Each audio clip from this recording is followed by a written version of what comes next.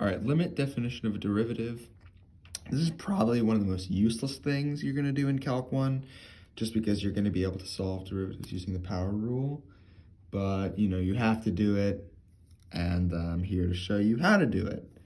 So, one of the tricks that I used when I was in college doing Calc is, they require you to show all your steps, but what I would do is I would just do the power rule of whatever function I had or however you need to derive it, just so I know which answer to expect. So the answer for this one is going to be 6x plus 2.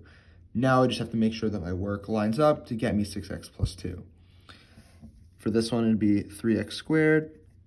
Basic power rule is nx to the n minus 1. Since is cubed, it's going to be 3x to the 3 minus 1, which is just 3x squared. That's the basic power rule, but we're not here for the power rule. We're here for the limit definition of a derivative. The way this works is you're going to take your original function and you're going to use this formula over here. So f of x plus h minus f of x over h. Now what that means is, for this first part right here, anytime there's going to be an x in your problem, it's going to go to an x plus h. And then basically, that's going to be the first part. And then for this next part, it's just your normal function. So it's just be whatever's listed right here. And then on the bottom, you're just going to put an h. So that's how you set that up. Let me set this one up for you. All right, so we have 3. And then we're going to put our x plus h's in for wherever there's an x. So it's going to be x plus h squared plus 2 times x plus h plus 7 minus, and I would put that f of x in parentheses because you're going to be distributing this negative, and that's important. 3x squared plus 2x plus 7 all over h. Now, there's not much we can do right now, so what we have to do is we have to make sure that we FOIL out anything in the parentheses. We have 3 times x plus h times x plus h, because that's just x plus h squared, plus 2 times x plus h plus 7. Basically, what we want to do is we want to FOIL this so that there are no more parentheses. We get 3 times x squared plus 2xh plus h squared. Now, the reason that's the way it is because we have over here x plus h times x plus h. Our basic FOIL, first, outer, inner, last. So it'd be x times x, which is x squared, plus x times h, which is just x times h, plus x times h, plus h times h, which is x squared plus 2xh plus h squared. So now that we have that, we can do the rest of the problem. So now we have 3 times x squared plus 2xh plus h squared plus 2 times x plus h plus 7. And what we're going to do is we're going to multiply the parentheses by what's on the outside. So now we get 3x squared plus 6xh plus 3h squared plus 2x plus 2h plus 7. Now, I'm kind of running out of room, so I'm going to use another page to solve this one, because this one can get a little long. These questions can get pretty long, so make sure that you have enough space to solve it. So we're going to, have our big function, 3x squared plus 6xh plus 3h squared plus 2x plus 2h plus 7. And then remember, on the other side, we're going to have minus 3x squared plus 2x plus 7, because that's our f of x. This is our f of x.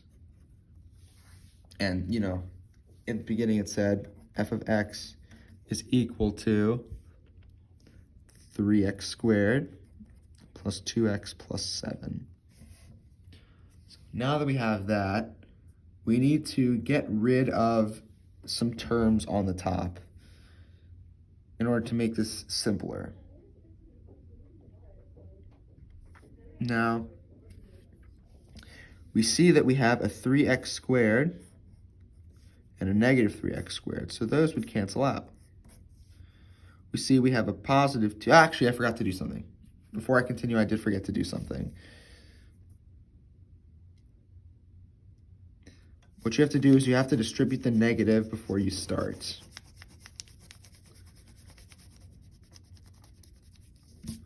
So that's my bad. You know, I'm human. I make mistakes. So let's write this again.